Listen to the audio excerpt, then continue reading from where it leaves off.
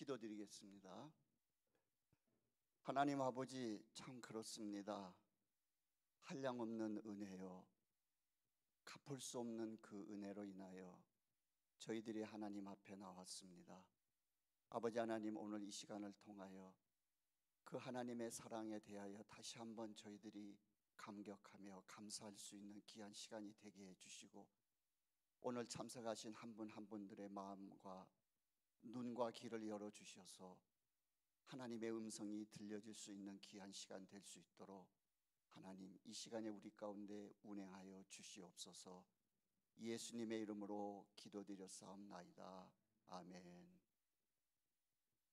제가 잊어버리기 전에 여러분에게 말씀드리는데, 지난 주일날 제가 나눠드렸던 그 성경 구절 그거 받으셨죠? 가지고 계시죠? 그거를 마지막 주일날 가지고 오시면 좋겠어요. 마지막 주일은, 그러니까 요번 말고 다음 주 말고 이제 마지막 5주째 되는 날 가지고 오시면, 여러분이 제가 그 A그룹, B그룹 이렇게 나눠드렸어요. A그룹을 읽으면 처음부터 끝까지 믿음으로 구원 얻는다고 써 있어요. 행위라는 얘기는 한마디도 없습니다. B그룹에 가면은 너가 이렇게 살면 안 돼, 이런 얘기들로 또 다 돼 있어요. 특히 A그룹에서 제가 한 몇 구절을 이렇게 추려서 우리가 읽을 때 피상적으로 이렇게 보면은 표면상으로는 우리의 행위나 행함이라는 것은 없이 믿음으로만 구원 얻는다는 구절로만 돼 있는데, 그 구절 속에 우리의 행함이 절대적으로 필요하다는 것에 대해서 제가 그 뽑아드린 구절 속에서 이렇게 증명을 해드리려고 합니다. 그러니까 여러분이 그 받으신 그 페이퍼를 꼭 가지고 오시기를 바랍니다. 그리고 한 시간 안에 그 구절들이 대해서 이제 좀 남으면 제가 예레미야서 7장을 가지고 절대적으로 우리의 구원에는 우리의 행함이 없으면 받을 수 없다는 것에 대해서 예레미야서를 가지고 여러분에게 다시 한번 말씀으로 증명을 할 테니까 여러분께서 이렇게 경청해 주시면 고맙겠고요. 오늘이 세 번째 날인데 이제 겨우 본론에 이제 발을 들여놓는 것 같습니다. 그래서 이번 주 다음 주가 제일 중요한 교리적인 면을 여러분에게 말씀드리고 5주 만에 끝내기 때문에 마지막 주는 그렇게 어떤 프랙티컬한 내용을 가지고 여러분에게 말씀을 드릴 테니까 그 페이퍼로 꼭 가져오시기 바랍니다. 그리고 지난주부터 우리 성가대원들 성가 요일을 바꿔가면서까지 이렇게 성경 공부를 참석하시겠다고 이렇게 결정을 하신 것에 대해서 제가 너무나 감사하고 저한테는 큰 격려가 됩니다. 저는 사실 우리 목사님에게 그렇게 말씀을 드렸어요. 성가대원들은 1시에 다 빠지셔야 되니까 성가대원들의 요청이 있으면 제가 이 구원론에 대해서만은 주중에 성가대원들이 결정해 주는 요일이 있으면 제가 그 시간에 성경 공부를 할 의사가 있습니다까지 말씀을 드렸는데, 여러분들께서 먼저 그렇게 결정을 해 주셔서 너무나 감사합니다. 그리고 사실 제가 이 지금 구원론을 준비하는 가운데 있어서 굉장히 힘든 일들이 많이 와요. 엄청나게 힘든 일들이 많이 오는데 그러한 어택이 있을 걸로 저는 알았어요. 그만큼 저도 여러분들하고는 꼭 이 구원론에 대해서는 한번 나눠보고 싶다는 그런 생각들을 가지고 있었는데 하나님께서 이렇게 기회를 주셔서 너무나 감사합니다. 예, 시간이 많이 흘러갔는데 오늘 말씀을 나누도록 하겠습니다. 에베소서 2장 8절 9절에 보면은 너희는 그 은혜에 의하여 믿음으로 말미암아 구원을 받았으니 이것은 너희에게서 난 것이 아니요 하나님의 선물이라. 행위에서 난 것이 아니니 이는 누구든지 자랑하지 못하게 함이라. 이렇게 되어 있습니다. 마지막 주 때 이 에베소서 2장 8절 9절을 가지고도 제가 반드시 행위가 필요하다는 말씀을 드리려고 합니다. 지금 어떻든 간에 여러분이 이 구절을 읽었는데 은혜에 의하여, 옛날 개역 한글은 조금 다르게 돼 있죠. 너희는 그 은혜에 의하여 믿음으로 말미암아 구원을 받았다 이렇게 말하고 있습니다. 그리고 이것은 하나님의 선물이라고 이렇게 말을 합니다. 우리는 허물과 죄로 인해서 이미 죽었던 자들이에요. 그러한 우리를 예수님이 십자가 위에서 피를 흘리시고 죽으심으로 말미암아 우리의 죄값을 다 지불해 주셨습니다. 마이크 잘 들리나요? 예. 우리 장모님이 귀가 어두우셔서 좀 가까이 대면 여러분이 시끄러울 것 같고, 자, 이 정도면 되겠죠? 예. 우리의 죄값을 지불하시고 우리를 구원해 주셨습니다. 그런데 이것이 바로 하나님께서 죄인들에게 베풀어 주신 은혜이죠. 근데 이 은혜를 받아들이는 자는 구원을 받고 이 은혜를 받아들이지 않는 자는 멸망입니다. 그런데 이 은혜를 받아들이는 수단, 이 은혜를 받을 수 있는 그 통로는 유일하게 믿음입니다. 유일하게 믿음입니다. 믿음뿐입니다. 그런데 하나님의 은혜는 반드시 어떤 전제를 가지고 있느냐, 이게 포인트예요. 오늘 제가 여러분에게 말씀드리려고 하는 것. 하나님의 은혜로 믿음으로 말미암아 구원을 받았는데 그 하나님의 은혜가 가지고 있는 대전제는 바로 거룩함인 겁니다. 하나님은 죄와 타협하실 수가 없어요. 그래서 하나님이 우리에게 베풀어 주시는 그 하나님의 은혜의 그 본질을 들여다보면은 바로 거룩함이에요. 거룩함이 깨지고서는 그건 하나님의 은혜가 아니에요.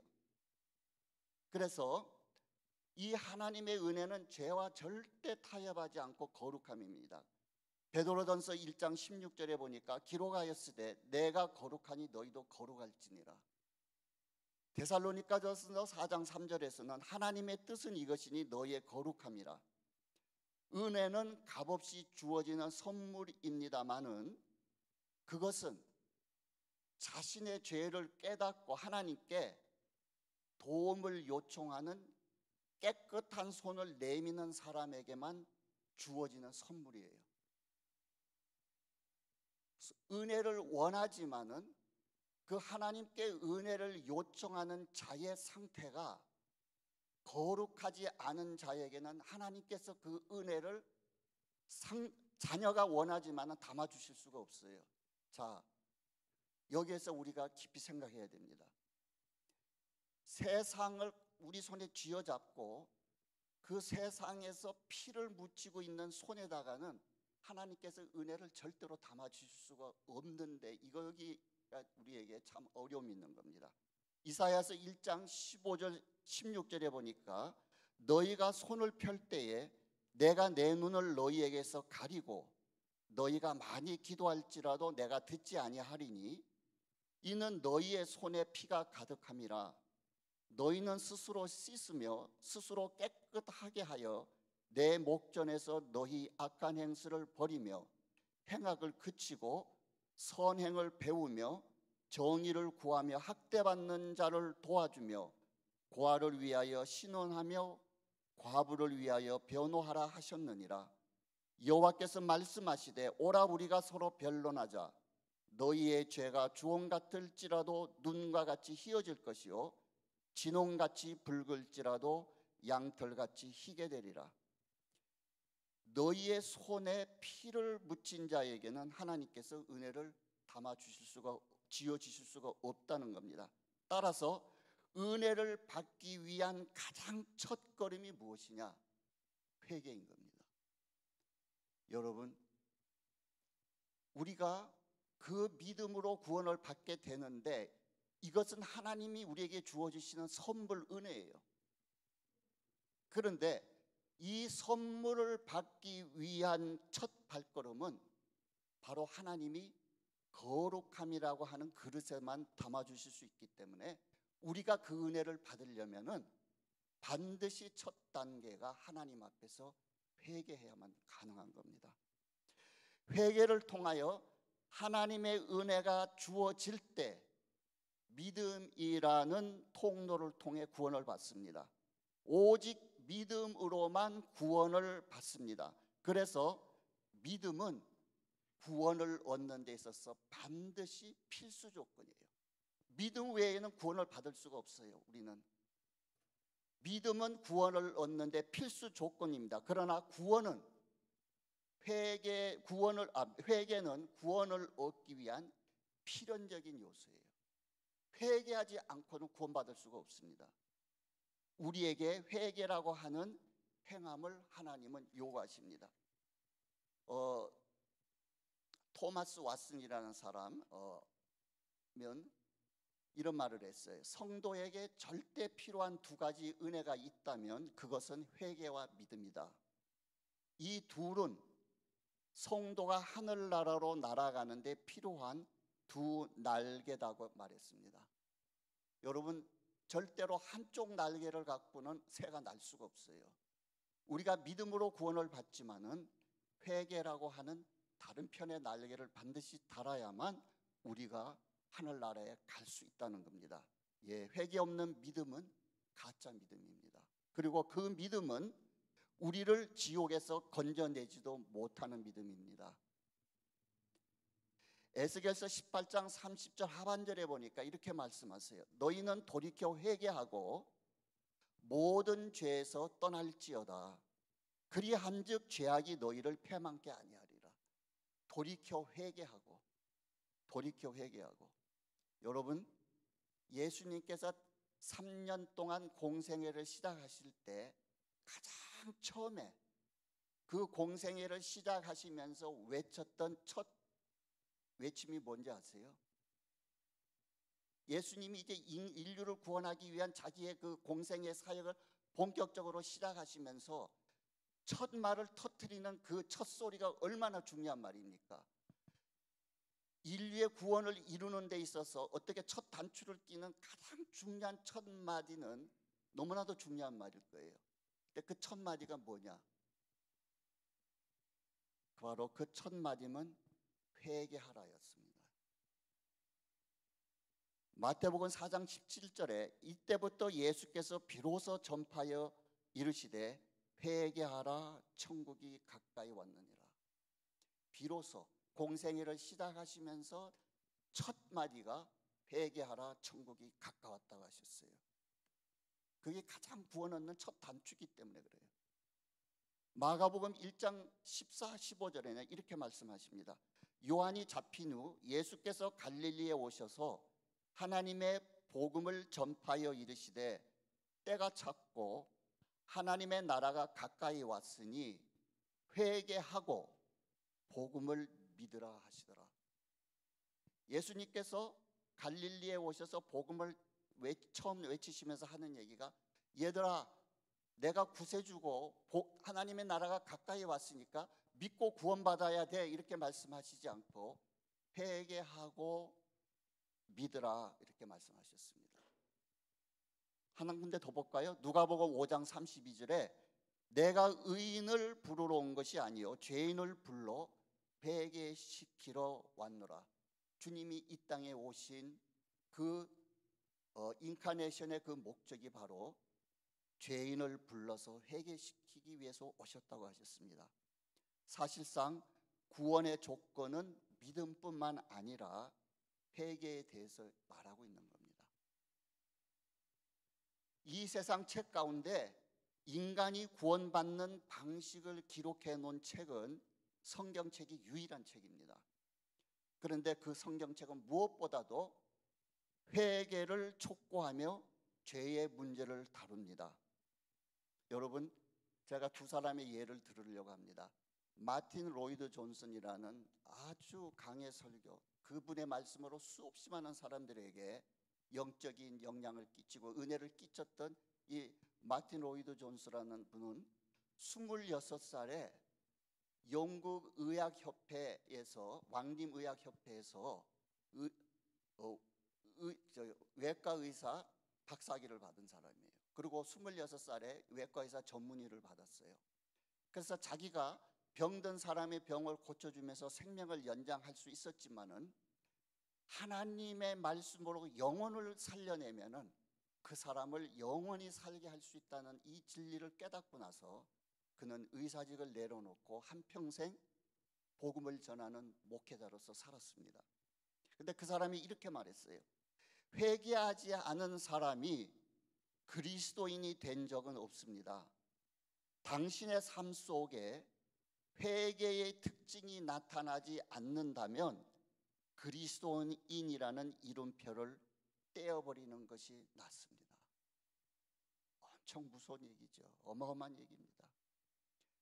우리가 크리스찬이라고 합니다. 세상 사람들이 우리를 볼 때 크리스찬이라고 합니다. 여러분의 삶 속에서, 나의 삶 속에서 회개되어진 어떤 표징이 드러나지 않는 사람은 가짜라는 얘기예요. 이 말은 다시 말하면 가짜라는 얘기죠. 여러분이 복음을 안 전해도 여러분의 주위에 있는 사람이 저 사람은 크리스찬이야, 저 사람의 말과 삶을 볼 때에 저 사람은 크리스찬이야, 그거는 회개의 어떤 사인이 보이는 거죠. 지금 이분이 그 말을 하는 겁니다. 한 사람 더 예를 들어 드릴게요. 이분도 영국 사람인데 1886년부터 1952년도에 돌아가셨어요. 근데 이분은 자기 생전에서는 이분의 메시지가 그렇게 사람들에게 받아들여지지는 않았는데, 돌아가신 후에 이분의 말씀이 이제 많은 사람들에게 이게 진리라는 것이 인정되어지고 많은 사람들에게 어떤 영향을 끼쳤던 사람인데 이분이 이런 말을 했어요. 만약에 어떤 사람이 나는 그리스도가 나를 구원하실 때에 죄의 심각성을 의식하지 못했고 죄책감에 짓눌려 머리를 깊이 조아리지 않았습니다라고 말한다면, 나는 지체 없이 그렇다면 당신은 아예 구원을 받지 못했거나 당신이 생각하는 그 시점에서 구원이 이루어지지 않았거나 둘 중에 하나입니다. 나 예수 믿고 구원받았어. 그런 분에게 이분이 이렇게 질문한다고 가정해 봅시다. 당신 그 당시 때 정말로 당신의 그 죄성을 보고 당신이 지은 죄 때문에 아파하고 마음을 찢으면서 하나님 앞에 회개한 적이 있습니까? 할 때 아니요, 나는 하나님을 만나서 너무 기뻤고 좋았어요. 어떤 그러한 것을 말하는 사람한테는 당신에게는 구원을 받지 못했거나 정말 지금 당신이 구원받은 상태라고 한다면 적어도 구원받은 때는 당신이 지금 생각하고 있는 내가 예수를 만났다고 하는 그 당시, 그러나 회개의 흔적이 없는 그때가 당신이 구원받은 때가 아니야, 이렇게 말하는 거예요. 그만큼 회개는 우리가 구원을 얻는 바로 첫 발걸음이 된다는 것을 이분은 강조하고 있습니다. 여러분, 우리에게서 회개의 역사가 일어날 때 각자에게 다 그 나타나는 현상이 달라요. 우리 한 2년 전에 그 에스다오 전도사님 설교 중에서 그 어머니 아버지가 야, 너 구원 받았어? 자기 아버지가 목사님이십니다. 어렸을 때부터 교회 다니고 교회 분위기에서 자라고 뭐 수련회 다니고 다 했겠죠. 그러니까 이 전도사님이 무슨 소리야, 나가 엄마 아버지 밑에서 이렇게 어렸을 때부터 교회 출석하고 예수 잘 믿고 있는데. 그러나 그분이 간증과 같이 어느 날 수련회 갔을 때 자기가 죄인이라는 사실이 비로소 성령을 통해서 그 심령을 찢어놓은 경험이 있지 않았습니까? 내가 그때 그분 설교에서 기억하는 건 아마 한 이틀 동안을 일어나지 못하고 그 회개의 자리에서 뒹굴면서 회개했다고 나는 그렇게 기억이 나던데, 이틀인지 3일인지 모르겠어요. 그렇게 뜨겁게 그냥 뒹굴면서 펄펄 뛰면서 그렇게 회개하는 경험을 하는 사람도 있어요. 우리 돌아가신 그 송동호 권사님 말이에요. 그때 거의 90이 다 됐으셨을 때 그분도 뭐 예수 믿는다고 쭉 해오셨잖아요. 얼마나 그분이 하나님의 은혜를 받았는지. 그 돌아가시기 몇 년 전에 회개가 터진 거예요. 그 노인병원에서 그냥 견딜 수 없게 그 곽 권사님하고 내가 그 주차장에서 만나서 얘기를 하는데 한 1시간 정도 얘기 들었어요. 그 어머니가 회개를 하는데 나 어찌하라고, 하나님 나 어찌하라고, 뭐 말릴 수가 없는 거예요. 그 통에 자복하는 것이. 여러분, 이렇게 아주 극적 어떤 이런 모습으로 회개하는 분도 있습니다. 제가 알던 장로님 한 분은 그 여의도 순복음교회 장로님이셨는데 이분이 직업이 태권도 선수였어요. 그러니까 성격이 굉장히 다혈질이고 몸을 딱 보면 이게 돌덩어리 같아요. 그분이 장로님이 저한테 얘기를 하는데 자기는 회개할 때 추워서 얼어 죽는 줄 알았대요. 덜덜덜덜 막 추운데 그 뭐냐 성령님은 성경에 볼 때 불같은 성령이라 그랬지요. 예? 또 성령은 기름 같다 하기도 하고 비둘기 같다기도 하고 여러분이 너무 심각하니까 제가 좀 웃어가면서 합시다. 그분에게는 회개의 역사가 일어날 때 너무너무 철야하면서 회개하는데 얼어 죽는 줄 알았대요. 다 다릅니다. 그리고 여러분 어떤 분은 모태신앙인 분은 자기가 언제 하나님 앞에 회개한지 모르는 분들도 사실 있어요. 사실 저는 저희 어머니 배에서 태어날 때부터 예수를 믿었거든요. 저 외할머니 이렇게 세대에서부터 예수를 믿어왔기 때문에 저는 내가 언제 예수님 앞에 내가 죄인입니다 하고 이렇게 일상생활에서 회개하면서 하나님 내가 죄인입니다 이렇게 회개는 하였지만은 내가 본질적으로 내 자체가 복중에서부터 내가 죄인으로 지음받아서 죄인으로 태어나서 죄 속에서 살아가는 내 본질이 죄덩어리라는 것에 대해서 절감하면서 그렇게 회개한 기억은 없어요. 그런데 언제부턴가 나는 예수님이 내 죄로 해서 돌아가시 이런 것이 믿어진단 말이에요.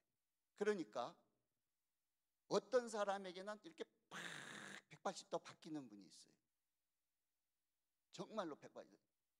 어떤 분은 나도 모르게 잔잔하게. 근데 구원파 같은 데서는 당신이 몇 월 며칠 날 몇 시에 예수님 앞에 회개하고 영접했다는 거 모르면 그거 가짜다 이렇게 말하죠. 그건 잘못된 거예요. 어떻든 간에 사람마다 우리가 회개할 때 나타나는 그런 경험은 다 다를 수 있습니다. 요한복음 13장에 보면은 예수님께서 마지막 유월절 저녁을 잡수시다가 제자들에게 발을 씻기는 세족식의 장면이 나옵니다. 그래서 이 세족식의 그 현장을 통해서 예수님이 우리에게 가르치려고 하는 그 교훈이 굉장히 많습니다. 우리 문 목사님께서 그 고난주간 때 화요일 날 4월 12일 날 요 본문을 가지고서 설교하셨는데 제가 그날 저녁에 참 은혜를 많이 받았어요. 그날 여러분 그 유튜브 교회 들어가셔서 4월 12일 날 그 고난주간 때 우리 저녁 예배 때 그 예배 설교 들으시면 요것을 본문을 갖고 설교를 하셨는데 저는 오늘 여기서 요 본문 속에서 하나님께서 어떤 것을 이렇게 볼 수 있는 그 인사이트를 주신 부분이냐면은 회개에 대한 것을 제가 여기서 좀 찾아보려고 여러분하고 나눠보려고 하는 거예요. 그래서 요한복음 13장 4절부터 제가 11절까지 읽겠습니다. 여러분 저를 따라와 주세요. 저녁 잡수시던 자리에서 일어나 겉옷을 벗고 수건을 가져다가 허리에 두르시고 이에 대야에 물을 떠서 제자들의 발을 씻으시고 그 두르신 수건으로 닦기를 시작하여 시몬 베드로에게 이르시니 베드로가 이르되 주여 주께서 내 발을 씻으시나이까.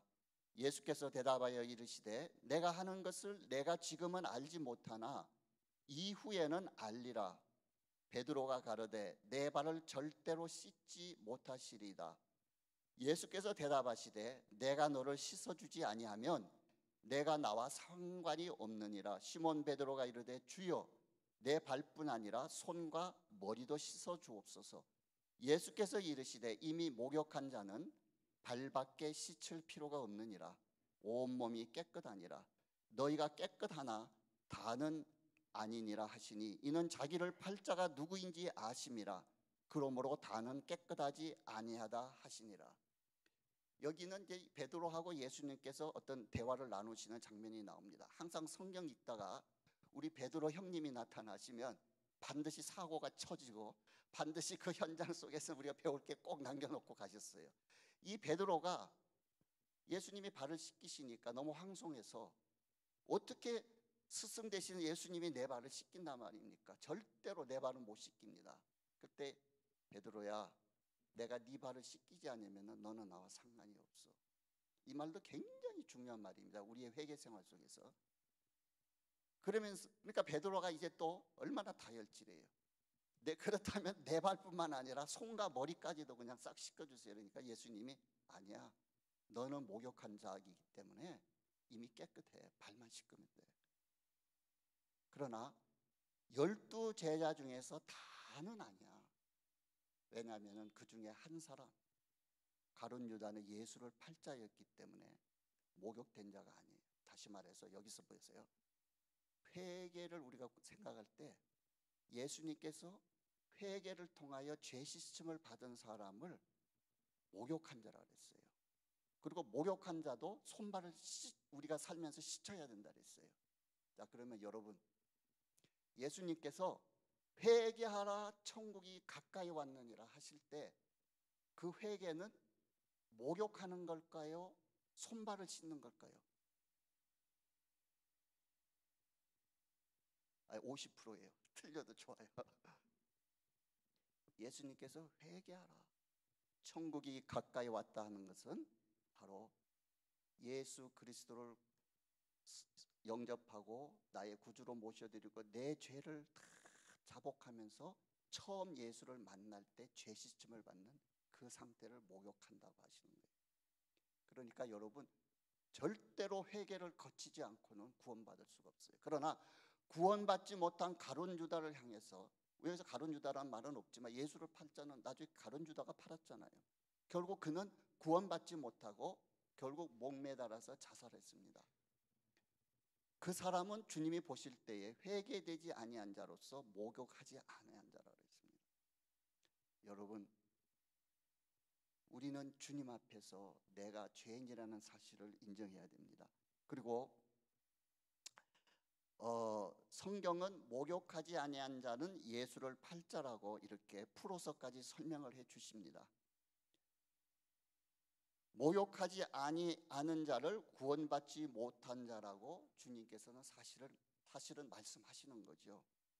즉 주님 앞에 나올 때 자기 죄를 인정하고 자신이 죄인이라는 사실을 깊이 자각해서 주님께 죄를 회개하여 용서받을 때 주님께서는 우리의 원죄와 자범죄를 씻어주시고 우리를 자기의 자녀로 삼아주셔서 하늘나라 가족으로 받아주시는 겁니다. 여러분, 베드로가 처음 예수님을 갈릴리 그 자기 배에서 만났을 때 주여 나는 죄인입니다. 나를 떠나소서 그랬지요. 그 고백이 바로 처음 자신이 죄인이라는 것을 주님 앞에 고백하면서 죄 씻음 받는 목욕하는 시간인 겁니다. 이를 두고 성경에서는 바로 거듭난 자라고 말하죠. 물과 성령으로 거듭나지 아니하고는 하늘나라에 들어갈 수가 없다 그랬습니다. 이 거듭난 자는 호적상 우리의 아버지가 마귀의 호적에서부터 하나님의 호적으로 옮겨지는 시간이에요. 여러분, 우리 형제 중에서도 우리 가족 중에서도 예수 믿는 자와 예수 믿지 않는 자와의 구분이 나누어질 수 있습니다. 그러나 영적으로 보면은 그들의 예수를 구주로 영접하고 회개한 사람은 우리의 이름이 생명책에 기록되어져 있고 우리의 이름이 하나님의 호적에 올라가 있어요. 그러나 같은 피를 나눈 형제라 할지라도 예수를 믿지 않는 형제는 그 이름이 호적에 마귀의 호적에 올라가 있는 겁니다. 어마어마한 변화예요. 엄청난 변화입니다. 그래서 우리의 신분이 변경되는 걸 알 수 있습니다. 제가 대학교 다닐 때인데 저희 어머니가 그 구역에서 이제 그 구역장을 맡고 계셨어요. 근데 하루는 이런 얘기를 하시더라고요.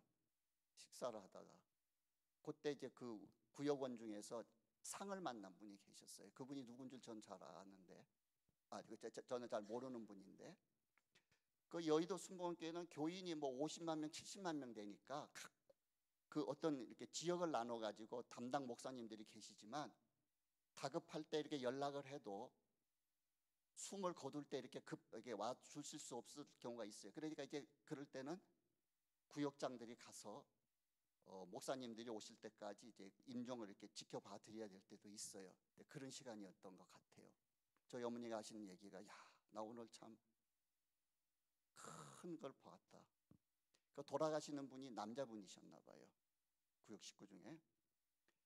자녀들이 둘러앉아 있고 이제 숨을 거두신 거예요. 그러니까 자녀들이 이제 갑자기 울고 아버지하고 막 이제 난리가 났지요. 한창을 울고 있는데 돌아가셨던 아버지가 눈을 번쩍 뜨는 거예요. 얼마나 자녀들이나 좋으면서도 놀랬지 않겠어요? 근데 그 옆에 앉아 있는 자녀 보고 이 아버지가 뭐라고 얘기하시냐면, 야야야야, 빨리 동사무소에 가서 내 주민등록 좀 띄워와라. 이거 엄청난 얘기예요, 여러분. 왜냐? 이분이 그 시간에 심판대 앞에 섰던 거예요. 영이 갔으니까. 그렇지 않겠어요? 심판대에 갔는데 아마 예수님이 그러셨을 것 같아요. 너 이름은 없어. 네 이름은 생명책에 없어. 아, 예수님 좀 잘 찾아보세요. 내 이름이 거기 있죠. 그랬을 거예요. 그 현장은 나 없었으니까 우리가 충분히 합리적으로 그분이 어떤 걸 경험하고 왔길래 이런 얘기 하나는 것을 상상해 볼 수 있어요. 얘야 빨리 동사무소 가서 내가 아무개라는 걸 좀 증명하게 띄워라. 그러고 다시 돌아가셨어요. 그건 심각한 얘기입니다, 여러분. 우리의 이름이 어느 호적에 올라가 있느냐, 이거는 중요한 겁니다. 굉장히 중요한 겁니다. 여러분, 성막을 이렇게 우리가 작년 한 6월부터 이렇게 공부했지만 성막을 이렇게 동쪽 문을 향해서 휘장을 제치고 딱 들어가면 제일 처음에 만나는 성소 기구가 뭐예요? 그죠? 놋제단이죠. 그죠? 놋제단. 그 놋제단은 짐승을 잡아서 번제로 불태워 죽이는데 그 놋제단이 상징하는 것은 예수님의 십자가잖아요. 기억 안 나세요? 성경에서 놋이라는 금속이 나올 때는 그 심판을 말하는 거예요. 그래서 광야에서 뱀에 물려 사람들이 죽어갈 때도 하나님이 놋뱀을 매달아 달아라 그랬죠. 놋. 그 놋은 예수님이 심판받으시는 십자가를 말하는 것이고, 그 놋제단 위에서 태워지고 있는 그 짐승, 그 짐승은 어린 양 대신 예수 그리스도가 제물이 되셔서 십자가에서 죽으시는 그 예수님을 우리에게 보여주시는 거란 말이에요. 성막에 들어갔을 때 가장 먼저 우리가 마주치게 되는 것이 놋제단이듯이, 우리가 예수 그리스도를 만나 은혜의 어떤 그 구원의 문에 들어가기 위해서 마주쳐야 할 것은, 나는 죄인이고 내 죄 때문에 십자가 위에서 엘리 엘리 라마 사막다니 얼마나 고통스러우신지, 나의 하나님 나의 하나님 어찌하여 나를 버리시나이까. 시편에 보면은 지렁이가 꿈틀거리듯이 그 십자가 위에서 아파서 몸부림치시는 거예요. 목사님 설교하실 때도 여러 번 얘기하셨지만, 여러분 이렇게 매달려서 옷이 달리고 이렇게 하면은 체중이 처지잖아요. 그러면 이 횡격막이 내려서 호흡이 안 돼요. 이 호흡이 안 되니까 예수님이 다리에 힘을 주고 이렇게 좀 일어서시면 못 박힌 자리가 얼마나 아프셨겠어요. 그러나 그 고통 위에다가 그 우리의 죄를 짊어지시고 가셨기 때문에 로마서에 보면은 그를 하나님이 죄로 보셨다 그랬어요. 죄인으로 보신 게 아니고 저와 여러분의 죄 덩어리로 보신 거예요. 하나님께서 그 당시 6시간 동안 십자가에 달린 예수님은 우리의 죄 덩어리로 보시기 때문에 하나님 아들과 아버지의 어떤 그러한 사랑을, 자비를 베풀 수 없는, 온 세상의 죄를 짊어지시고 달려있는 그분이기 때문에 아버지도 어쩔 수 없이 외면하신 거예요. 어찌하여 나를 버리시나. 내가 다 이루었다 하기 전까지는 나의 하나님, 나의 아버지라고 부르지 못하고 나의 하나님, 어찌하여 나를 버리시나. 그리고 마지막에 내가 다 이루었다고 하셨을 때 그것은 테텔레스타이, 내가 다 지불했다. 아버지여, 온 인류의 죄를 내가 다 지불하였습니다 하고 운명하셨어요. 바로 우리가 성막에서 가장 먼저 놋제단을 만나듯이 우리가 예수의 구원 안에 들어가기 위해서 해야 할 것은 나는 죄인이고 내 죄를 위해서 주님이 십자가에 죽으셨다고 하는 그 회개의 관문을 넘지 않고서는 이 은혜를 받을 수 없다는 거예요. 하나님은 주시고 싶지요. 그러나 하나님은 아무리 우리를 사랑하신다고 할지라도 자신의 기준을 낮추실 수가 없습니다. 죄인에게는 어떠한 은혜도 베풀 수가 없습니다. 예수님께서 공생애를 시작하시면서 첫 외침이 나를 믿어라 천국이 가까이 왔다 하시지 않고 회개하라 천국이 가까이 왔느니라고 하셨습니다. 왜 그럴까요? 회개하지 않고는 그분이 예비하신 은혜를 받을 수 없기 때문입니다. 주님이 여기서 외치시는 회개는 인간이 하나님 앞에서 목욕하는 그 단계를 말씀하시는 겁니다. 여러분이 몇 년 동안 신앙생활을 하고 계십니까? 교회에서 여러분이 맡은 직책이 무엇입니까? 그러나 그런 것들이 주님 앞에서 회개가 이루어지기 전에는 무의미합니다. 그런 것들보다 훨씬 중요한 것은 진지하게 여러분 자신을 들여다보고 주님, 나는 죄인입니다라고 하는 회개입니다.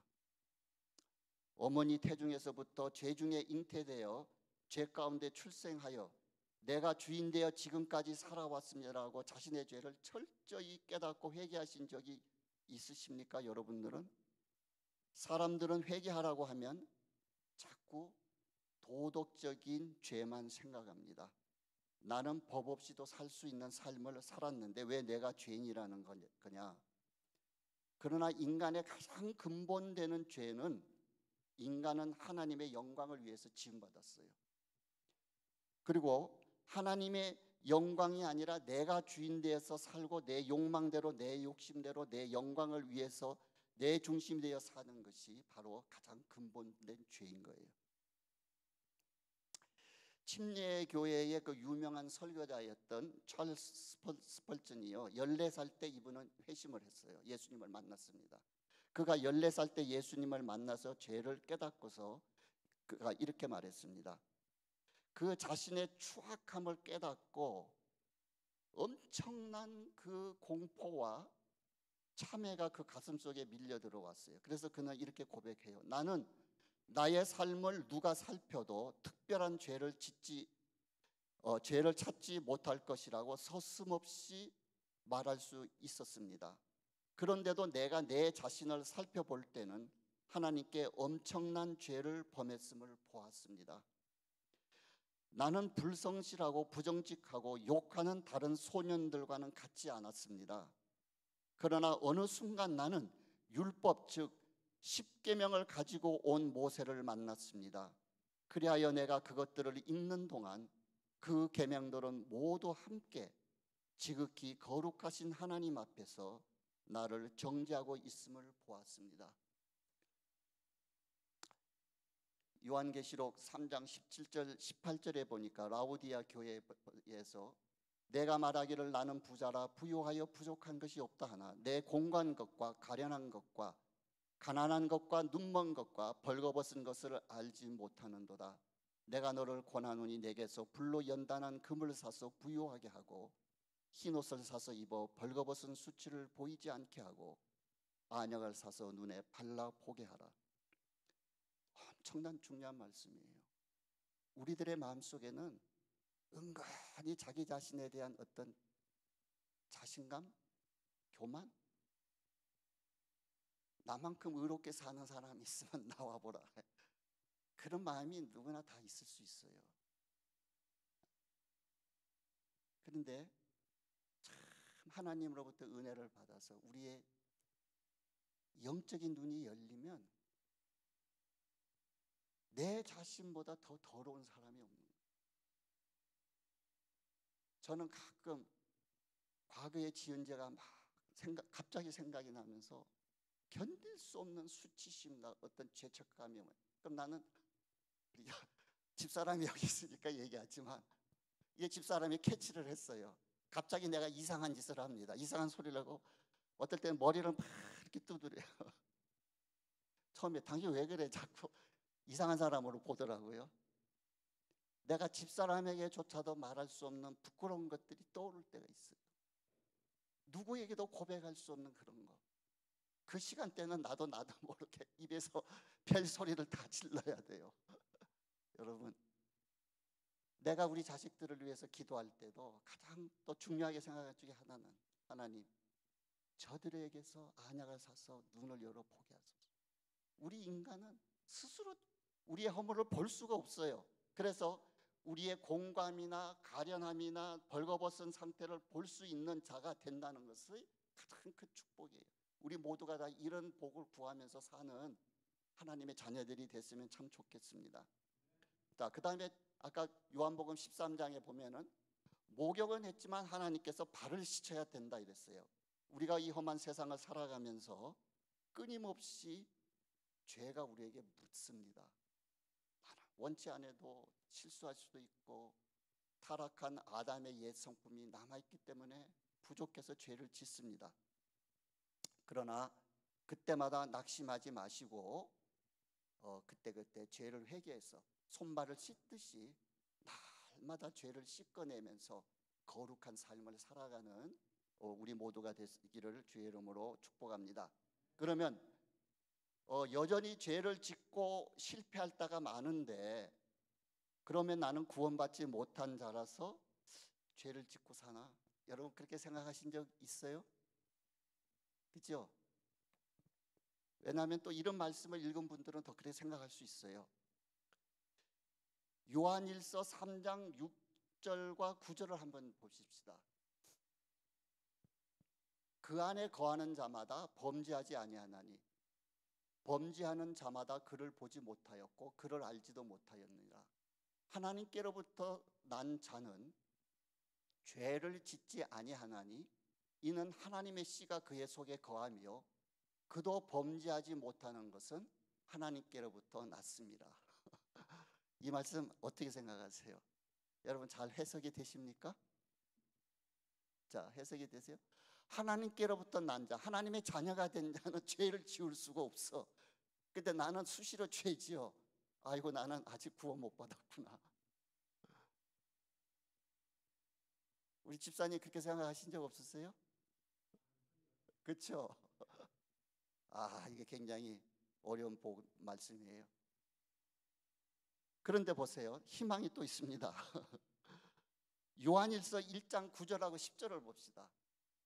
만일 우리가 우리 죄를 자백하면 그는 미쁘시고 의로우사 우리 죄를 사하시며 우리를 모든 불의에서 깨끗하게 하실 것이요 만일 우리가 범죄하지 아니하였다 하면 하나님을 거짓말하는 이로 만드는 것이니 또한 그의 말씀이 우리 속에 있지 아니하니라.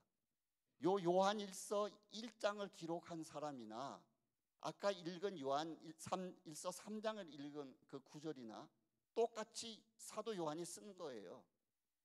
그러면 1장에서는 우리가 죄 짓지 않는다면 하나님을 거짓말하는 자로 만드는 자라 해놓고 3장에 와서는 하나님께로부터 난 자는 죄를 못 짓는데 이게 어떻게 된 거예요? 한 입으로 두 말을 하는 거 아니에요, 사도 요한이? 근데 이게 진리니까 하나님은 성경에다 실어 놓으신 거예요. 자, 이거를 알기 위해서 여러분 제가 못하는 영어를 조금 영어 성경을 이렇게 가져와 봤습니다. 여러분 내가 영어를 못하니까 첫 줄만 읽어볼게요. No one who lives in him keeps on sinning이라 그랬어요. 여기 힘이라는 게 누구겠어요? 하나님이죠. 그리스도 안에서 사는 자는 누구도 keep, 죄를 짓는 것, keep on sinning. 그리스도 안에서 살아가는 자는 누구든지 죄를 계속적으로 못 짓는다 이 말이에요. 이해되세요? 네. 이해되시면 좀 저보다는 영어 잘하시잖아. 적어도 그리스도 안에 있는 자는 실수하고 죄는 지을 수 있어. 근데 그 죄를 계속 탐닉하면서 즐기면서 그 죄 가운데 머물러 있을 수는 없다는 거야. 여러분이 죄 짓고 나면 어때요? 막 괴로움 못 견디죠? 그 죄 회개하지 않으면 못 견뎌요. 20년에 지은 죄가 생각나도 털어야 돼. 마누라한테 당신 왜 돌았어? 이런 소리 들어도 털어야 돼 그냥. 어? 그 죄에서 킵할 수가 없어. 그 죄를 계속 지을 수가 없어요. 구절을 봅시다. 요한일서 3장 9절은 영어로 뭐라 그랬느냐? No one who is born of God, 하나님에 의해서 태어난 자는 will continue to sin. 죄를 계속 지을 수 없다 그 말이에요. 아시겠어요? 왜냐하면 God's seed remains in him. He cannot go on sinning because he has been born of God. 그 말이에요. 하나님으로부터 난 자는 죄를 지을 수 없다는 얘기는 죄를 continue to sin, 죄를 계속적으로 반복적으로 같은 죄를 지을 수가 없어요. 따라서 여러분 이렇게 말을 합니다. 이런 말이 있어요. 죄를 짓는 것은 지극히 인간적이다. 죄 짓고도 조금 자유하십시오. 죄 지을 수밖에 없어요. 우리는 죄 짓고 삽니다. 죄인입니다. 예, 인정합니다. 그러나 죄에 머무는 것은 악마적이다 그랬어요. 얼마나 이 말이 적절한지 모르겠어요. 여러분이 어떤 죄를 지으면서도 회개하면서도 그 죄에서 벗어나려고 애를 씁니다. 그러나 벗어나야 돼요. 제가 대학교 다닐 때 여의도 순복음교회에서는 그때는 매주 대학부도 금요일 날 철야가 있었어요. 근데 철야를 가면은 저보다 고등학교 1년, 서울고등학교 1년 선배고 성균관대학교 다니던 선배가 있었어요. 그분이 이름 말할 수 없지요. 그 선배는 아르바이트해서 돈만 생기면 어디를 가느냐? 사창가를 가요. 그 돈 떨어질 때까지 그분은 거기서 못 벗어나는 거야. 근데 철야는 와서 회개해. 괴로우면 저 옆에 와서 이래. 대연아, 나 오늘도 죄 지었어. 나를 위해서 기도해달라. 근데 한두 주 있으면 똑같은 일을 기도해달라고 또 해요. 그것은 못 벗어나. 그러면 그분이 하는 회개는 회개일까요? 아니죠. 그건 회개가 아닙니다. 여러분, 그러나 이런 질문을 하실 수 있어요. 내가 예수 믿으면서 끊임없이 넘어지고 실패하는데 과연 구원받을 수 있는가? 예수님이 베드로가 발 씻겨 주심을 거부할 때 나에게 발 씻음을 허락하지 않으면 나와 상관이 없게 된다고 하셨습니다. 하루에 7번씩 70번이라도 주님은 우리를 용서해 주시기를 원합니다.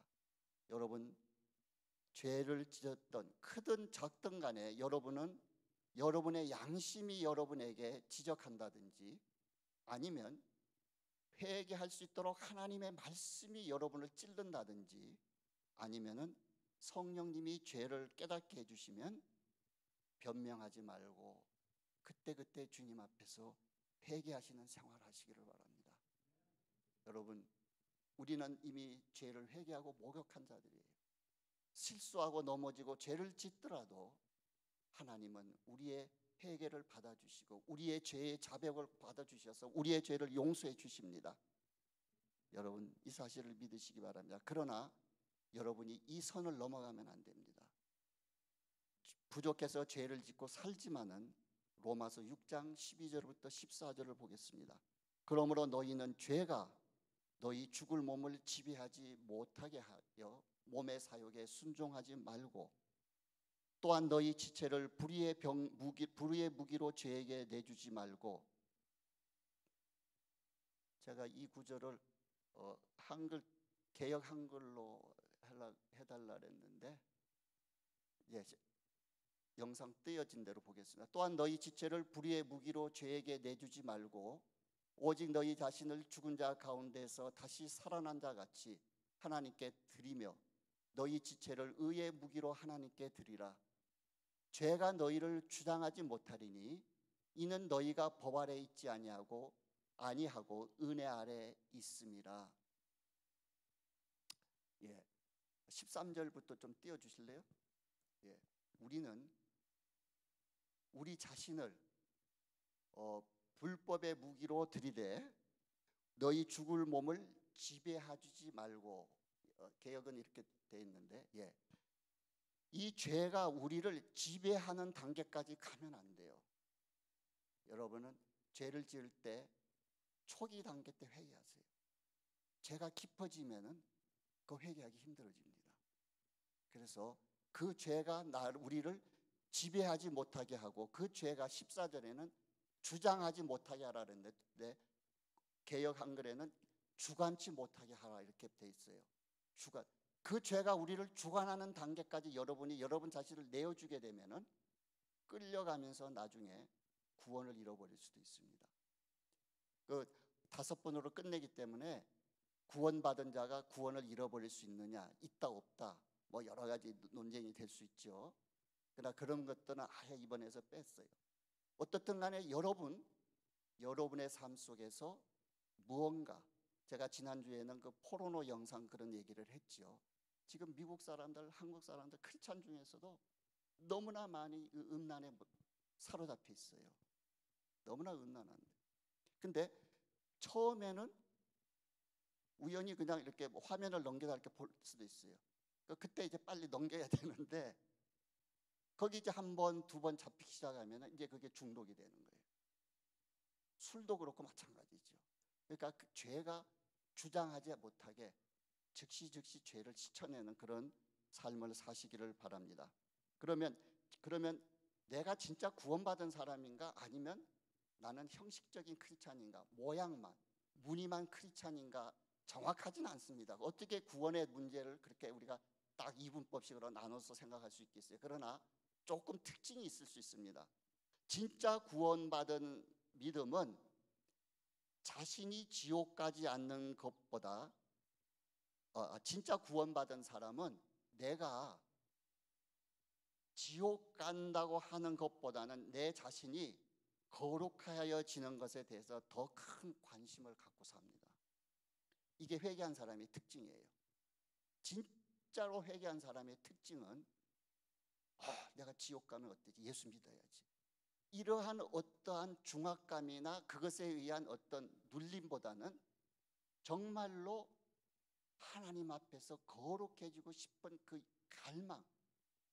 갈망이 영혼에서 끌어오르는데, 그것이 얼마나 뜨거운지 그것이 주된 자신의 의식 속에, 신앙생활 삶 속에 메인이 되는 거예요.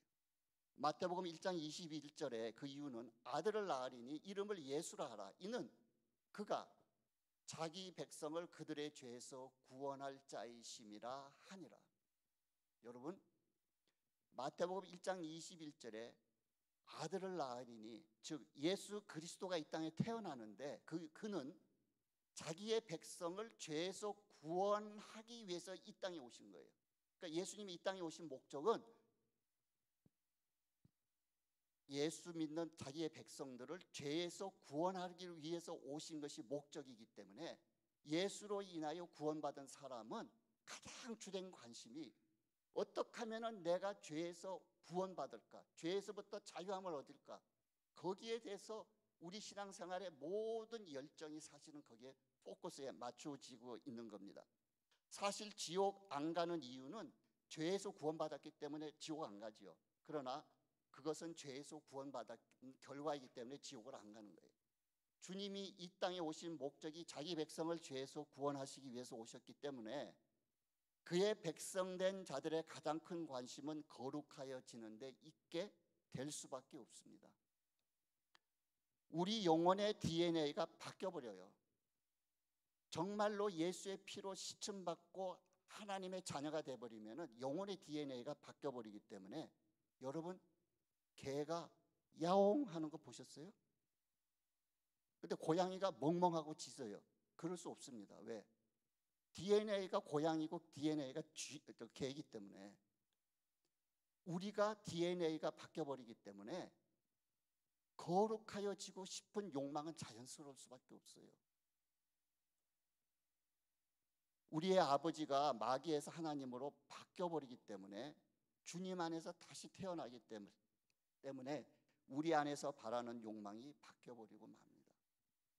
여러분, 다음에 진짜로 구원받은 자와 모양만 크리스찬의 차이는, 가짜는 자기 자신의 종말에만 관심을 가져요. 예수께서 자신을 지옥으로부터 구원하신다는 사실에만 관심이 있지, 예수께서 죄로 인하여 완전히 부패한 자신의 영적 상태를 전인격적으로 구원하셨다는 사실은 외면해요. 장차 다가올 진노에서 구원받기를 원할 뿐 죄의 성품이라든지 자신의 어떤 고집이라든지 자신이 추구하는 자기 만족을 포기하려 하지 않습니다. 예수 믿으면서도요, 어떤 자기의 방어권을 가지고 그 부분을 놓으려고 안 해요. 그러나 진짜 회개한 사람은 거기서부터 자유합니다. 예수님을 구원자로 받아들일 뿐 가짜는 자신의 주인으로 받아들이며 섬기는 것은 원하지 않아요. 예수님이 나를 위해 구원받아 주셨다는 어떤 수단으로만 자꾸 예수님을 받들라 그러지, 그분이 목적이 되지가 않아요. 그래서 예수님을 구원자로만 받아들이지 주님으로 받아들이지를 않아요. 제가 이 말씀을 준비할 때 오늘 목사님께서 그런 말씀을 하셨어요. 왕 같은 우리 찬송도 하고. 여러분, 시간이 너무 길 것 같아서 오늘 여기서 내가 새벽에 빼버렸는데, 여러분, 제가 하나 질문할게요. 여러분이 예수를 구주로 믿는 게 먼저일까요? 주님으로 모시는 게 먼저일까요? 예? 틀려도 괜찮아요. 예. 우리 김성자 원사님이 굉장히 성경을 많이 하시더라고요. 어제 우리 구역 모임 했는데, 여러분, 보통 사람들이 이렇게 생각하죠. 예수님이 구주가 되는 게 뭔지야. 그리고 내가 예수 믿다 하면서 점점 내가 거룩해지니까 나중에 주님으로 모시는 자리까지 간다 생각하는데 천만에요. 예수님이 나의 주님이 되는 것부터 출발입니다. 성경에서 보면요, 주님이라는 말과 구주라는 말씀이 이렇게 같이 나오는 구절에서는 어느 한 군데도 구주가 먼저 나오는 데가 없어요. 그리고 사도행전 같은 보면은 그분을 왕으로 모신다 그랬어요. 여러분이 예수님이 여러분의 왕으로, 절대 주권자로 여러분의 삶의 주인이 되지 아니한 사람은, 주인으로 모시지 않은 사람은, 성경에 내가 왕 되는 것을 원치 않은 저자들을 하나님은 죽여버리라 그러셨어요. 여러분, 우리의 삶에 있어서 절대 주인 예수 그리스도를 주님으로 모셔, 무늬만 크리스찬이 돼서는 안 됩니다. 그래서 가짜는 설령 받아들이더라도 주님의 절대 주권을 인정하려고 하지 않습니다. 주님의 평안만 원하고 주님의 멍에는 원하지 않아요. 그리고 주님의 주권이 자신의 욕망이나 이기심, 자기의 자유를 침해하지 않기를 바라요. 예수님, 여기까지입니다. 여기까지만 내가 양보하고 예수 믿을 거예요. 11조 내가 주일한 거 열심히 할게요. 여기까지. 섬김에 있어서도 항상 주님이 그어놓은 선보다는 자기가 그어놓은 그 바운다리 안에서만 믿기를 원합니다. 그리고 이런 사람은 가짜 크리스찬, 칭의를 원할 뿐 성화는 반기질 않아요. 너는 거룩하다, 이러한 의로움의 칭함을 받기는 원하지만은 거기에 따른 성화는 원하지 않아요. 이거 여기에 대해서 내가 다음 주 주제가 이거예요. 이제 그래서 교리에 대한 거는 오늘하고 다음 주로 끝이에요. 여러분, 칭의는 원하지만 성화는 원하지 않아. 영혼육을 온전히 거룩하게 하는 삶을 추구하지 않을 뿐 아니라, 추구한다고 해도 그 성화의 범위를 자신의 뜻과 욕심에 맞춰 극히 일부로 제한합니다. 내가 요 선까지만 지키면 지옥은 안 갈 거야 하는 그 선까지만 신앙생활을 하려고 합니다. 그러나 구원 신앙을 가진 자라면 진정한 마음으로 예수 그리스도께 나오는 겁니다. 날마다 자신을 부인하고 십자가를 짊어진 채 온전한 복종과 사랑으로 하나님을 따르는 자들입니다. 여러분, 죄를 사랑하더라도 예수를 구원자로 영접하기만 하면 구원을 받는다는 메시지가 과연 맞는 복음일까요? 죄를 사랑하는데도 내 마음속에 예수를 구세주로 모셨으니까 나는 구원받아 하는 이런 메시지가 과연 복음이냐는 거죠. 이것은 하나님의 은혜를 방탕한 것으로 바꾸는 거예요. 버러지 같은 짐승의 어떤 그런 걸로 하나님의 영광을 떨어뜨리는 거예요. 그렇다면 여러분, 천국을 죄 있는 더러운 자로 가득 채우게 하기 위해서 주님이 이 땅에 오신 것밖에 안 됩니다. 이것은 예수님께서 이 땅에 오시면 죄를 조장하기 위해서 오신 것밖에 더 되겠습니까, 여러분? 죄를 버리지 않고 죄를 사랑하면서 엔조이하면서 내 마음속에 주여 구세주여 하고 부른다고 해서 구원받는다면은, 그런 자들이 다 천국에 들어간다면 천국에는 죄로 번복된 사람들로 가득 채워져 있을 거예요. 주님이 결국 이 땅에 오셔서 한 것이 그거 하려고 오셨을까요? 주님은 우리를 구원하시기 위해서 자신의 기준을 절대로 낮출 수 없는 거룩한 분입니다. 우리가 거기에다 맞춰야 돼요. 천국은 오직 회개하고 죄 씻음 받은 거룩한 의인만이 들어가는 곳입니다. 믿으시면 아멘 하시기 바랍니다. 예, 우리 딱 제가 시작한 지 한 58분 됐는데 찬송가 280장 부르고 우리 다 한번 통성 기도로 한 2분간 정도 통성 기도하겠습니다. 찬송가 280장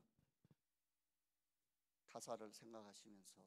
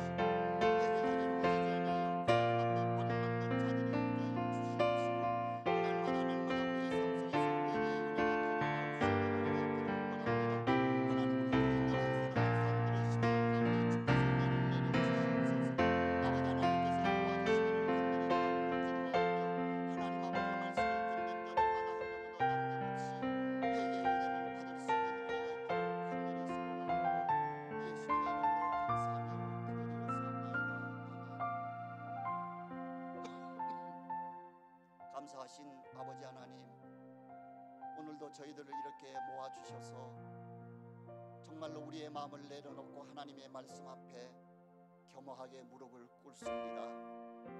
하나님이 우리의 죄를 용서하여 주시지 아니하시면은 하나님, 저희들이 가야 할 곳은 지옥 가운데서도 가장 뜨거운 그 아랫목에 갈 수밖에 없는 죄인 중에 괴수임을 고백합니다. 하나님 아버지, 우리를 불쌍히 여겨주시고 나는 하나님 앞에서 정말로 용서받을 수 없는 죄인인데도 불구하고 하나님의 자녀로 삼아주셨다는 그 놀라운 사랑과 은혜에 대하여 날마다 하나님 앞에 나와 회개하며 우리의 죄를 고백하면서 주님, 더욱더 성결하여져 가는 삶에 대하여 우리의 모든 삶을, 우리의 생명을 쏟을 수 있는 그런 믿음의 백성들이 다 되게 하여 주시옵소서. 성령님, 특별히 이 시간에 우리의 가슴 속에 회개의 영을 부어 주시옵시사 하나님, 우리의 자력으로는 될 수 없는 그 회개가 날마다 삶 속에서 터져나올 수 있는 귀한 은혜를 우리 모든 사랑하는 성도들에게, 교우들에게 베푸시기를 간절히 바라옵고 기도하옵나이다. 오늘도 함께하여 주신 은혜 감사드리옵고 우리 주 예수님의 이름으로 기도드렸사옵나이다. 아멘. 제가 한 가지 보여드리렵니다. 제가 한 15년, 20년은 채 안 된 것 같아요. 제가 한국에 갔을 때 어느 교회들에서 이렇게 회개에 대한 중요함을 깨달은 교회들이 회개 기도문이라든지 이렇게 책들을 아예 그 교회에서 잘 제작을 해서 이렇게 만들어 놨더라고요. 그래서 회개가 필요한 분들은 이 책을 가지고 책을 보면서 회개하는데 굉장히 도움이 돼요. 저는 이 책을 아마 한 20번, 30번 페이지대로 넘기면서 회개하고 그런 적도 있었는데, 제가 한국에서 이 책을 구입해 올 때 한 몇십 권씩 구입해 왔는데 지금은 나눠주다 보니까 다 없고 한 두세 권밖에 안 남았어요. 그래서 제가 아는 어떤 분은 이제 캔서에 걸려서 돌아가셔야 되는데 보니까 회개가 안 되신 분 같아서 제가 그런 분한테도 내가 이 책은 드리지는 못했어요. 그래서 그 부인 되신 분 보고 이 책을 보여드리고 계속 하나님 앞에서 회개하는 데 도움이 되게끔 쓰시고 돌아가시고 나면 책을 돌려달라 그래서 그런 분한테도 제가 이 책을 돌려받았어요. 그래서 여러분 나중에 한번 이 책 보고 싶으시면 아마 하시고, 저희 교회에서도 뭐 이렇게 출판에 대해서 이렇게 은사가 있으신 분들이 있으면 우리 교회 이름으로 이렇게 책을 만들어내서 교인들이 생활하면서 회개를 생활화하면 참 좋을 것 같아요. 예, 이상입니다. 감사합니다. 예.